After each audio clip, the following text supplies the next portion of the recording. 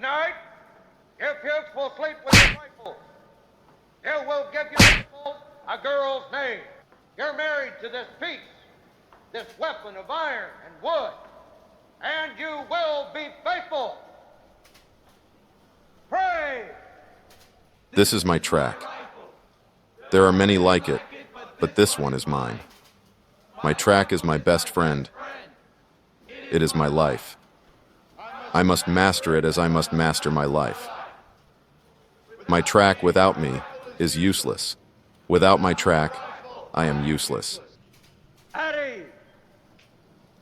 Good night, ladies. Good night, sir.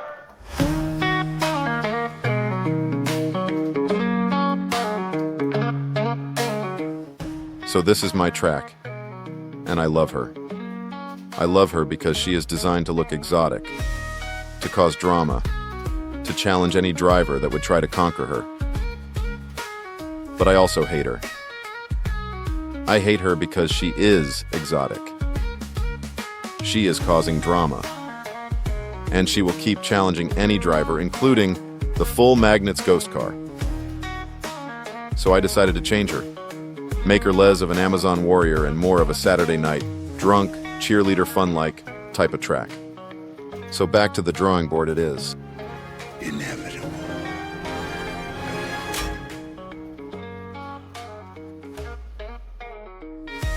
Here she is, stripped down to her essentials. The goal of this transformation is to use only the available elements to enhance the flow and make her faster and more forgiving, because a touch isn't enjoyable for anyone. In this design, I employed a mix of R1 and R2 curves, positioned to boost entry speed since I can't have long straightaways due to space limitations. This design includes an appropriately sized pit lane and garages, which was a major requirement on my checklist. I also incorporated significant elevation changes to create a more authentic experience and ensure that all areas of the track are easily visible to drivers. The most dramatic elevation occurs at the last chicane, where cars navigate steep, downhill sections. The intention was to make the track challenging and to encourage drivers to reduce speed before entering the pit, but it may be a bit too demanding. It requires a delicate touch to get through.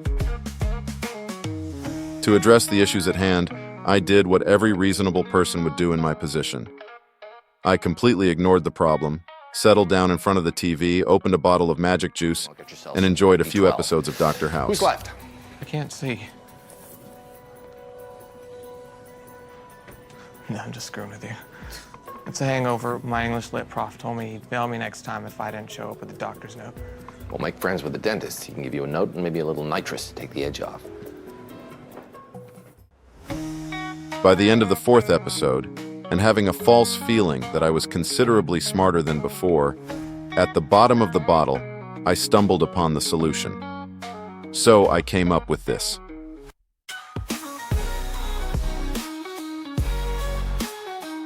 Rising up to the challenge, I had no need to get any new pieces, and just by rearranging things around, I ended up with a simpler design that offers better flow and speed. On the left side of the track, I only had to place one of my two 1/3 straight pieces, which allowed me to maximize the potential of my existing materials. This minor adjustment reduced the number of turns and added a large, quick turn that I had always wanted, providing a better variety of turns. It also addressed the elevation problem, making the track smoother. Perfect, right? Well, not quite. You see, there's a tiny, itsy-bitsy problem. How tiny, you ask? Let's just say it's smaller than a standard 1/4 straight piece and just enough to keep my track from closing the loop. It's like trying to finish a jigsaw puzzle with a piece missing. So close, yet so far. And this, my friends, is what this video is really about. Dr. House has once again swooped in with a diagnosis. It's time for some plastic surgery. Grab the scissors, we're cutting some track like it's a birthday cake. Oh, the changes also reduce the pit space, but this will be a genius solution for another video.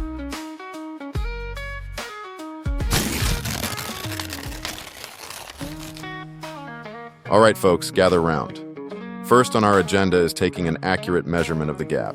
And to do that, we need to disassemble our track and reassemble it into a new design. Sounds easy, right? Trick question. It's never easy. It's like trying to solve a Rubik's Cube while blindfolded and riding a unicycle. There's always something a little off when creating a new layout. For starters, the pieces aren't the same vibrant colors as they are in the design app. I mean, who knew that red and blue could look so much like glaring confusion? Oh yes, I went there. Second, and most importantly, it seems I overestimated my straight pieces, resulting in a gap that's basically the Grand Canyon of small gaps. But fear not. I got some new pieces, and we're back on track. See what I did there? Back on track. I'll be here all week, folks. So this is the gap I ended up with. Not too big, not too small. Just the right size to send my OCD into a tailspin. It's the Goldilocks of impending mental breakdowns.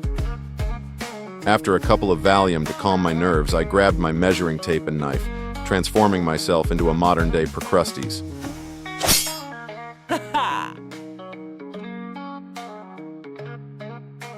To start, I transfer the gap between two straight to square things up and make it easier to work with. Then, I grab a standard straight track from my pile of spare parts, attach it on one side, and place it under the other piece. This helps me measure the gap accurately. Once it's aligned, I mark a few millimeters before the end of the top piece. If the end piece is too long, I can always trim it down, but I can't add length back if I cut too much.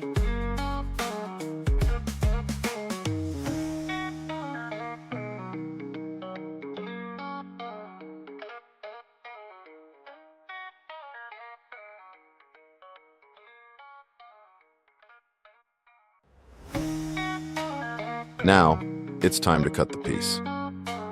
For a neater cut, I start by taking off the rails. I just use a flathead screwdriver to straighten the bent areas beneath the track, and they come off easily.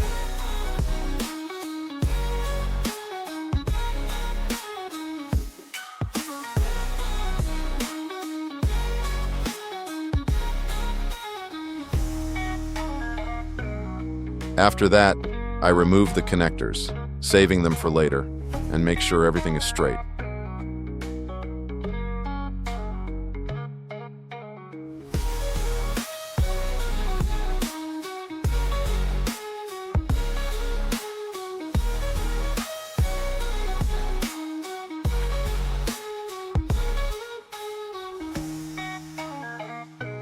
With the rails removed, I'm ready to cut. I like to start from the bottom of the track since it's easier to fix mistakes that way, and I tackle the tougher spots on the edges and in the middle first.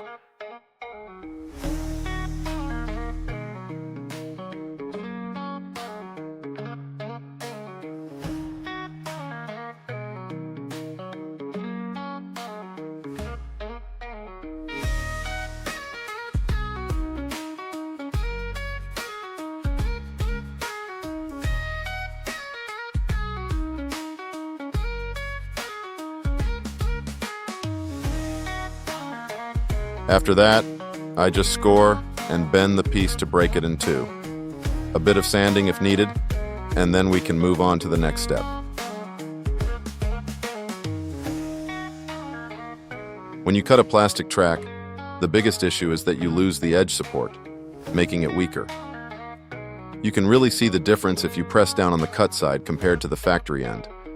Another challenge is how to make the cut end look as close to the factory end as possible so it can connect well to both sides of the track. This is where I came up with a new idea for creating custom lengths that solve both problems. Usually, people cut a piece and make a separate part to fill the gap, which can be less effective. My idea is to permanently connect the cut side to another piece that is still intact, using the factory end of that piece for support. This way, we are creating one larger piece instead of a short one to fill the gap. And here's how to do it. I started by cutting the rail to the right size and then reattach them by bending the bottom parts back into place.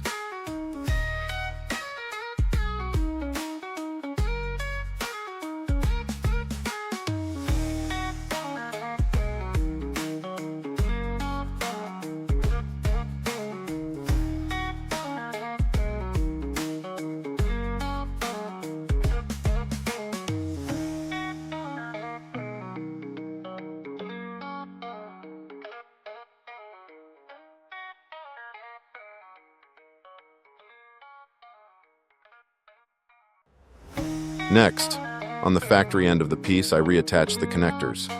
I bent the ears in, slid them into position, and then bent the ears back out to secure them. Actually, I wonder if I even needed to take them off in the first place.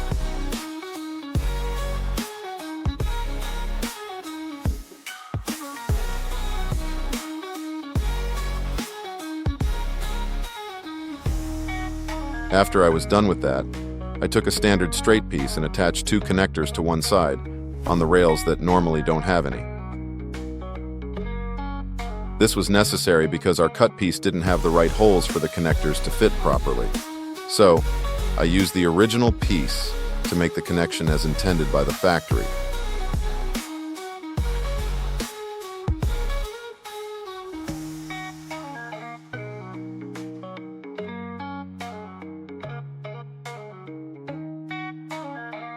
Now that we have a smooth and factory-like connection, it's time to make it permanent.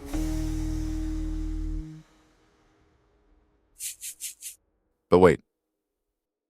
This cutting mat has measuring marks on it. And if every square is 1 inch, then... No, God!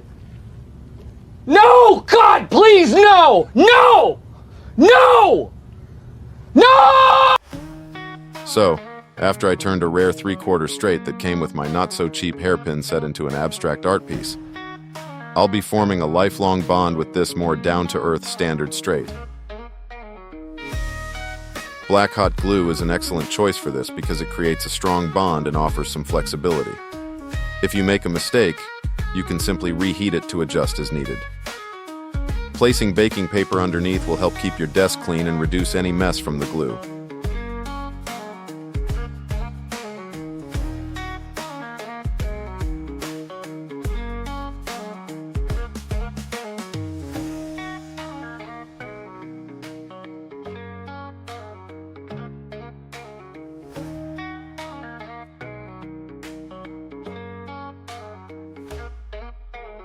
Once the glue has cooled down, you can trim, shave, sand, or even melt any excess glue off.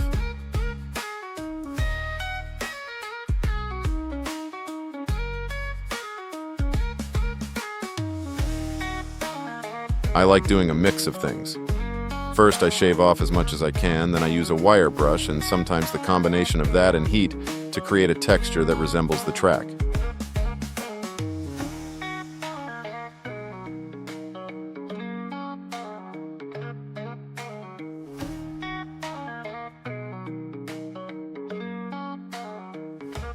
No matter which finishing method you choose, you will end up with a smooth, long piece of track that is as strong and reliable as a factory-made one and will fit seamlessly into your layout without any noticeable issues.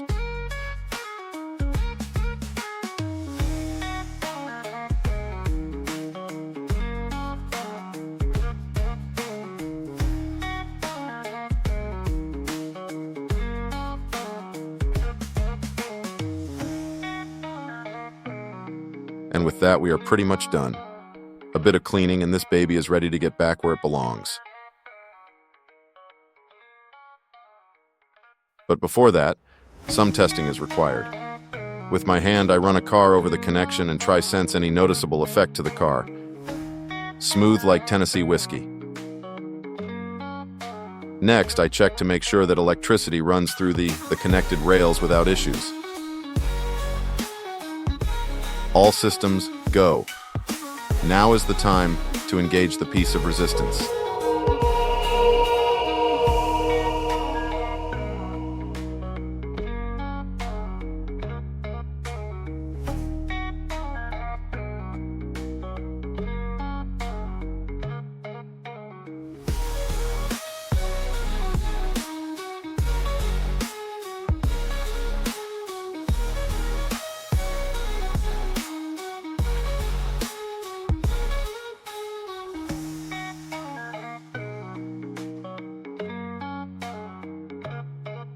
And there we have it.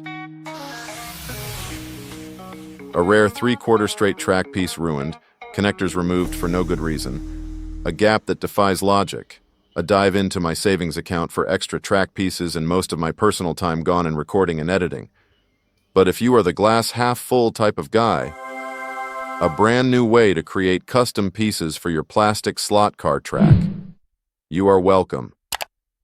Now leave a comment of what you think about it and hit that subscribe button if you want more videos, like this one. Until next time, stay driven.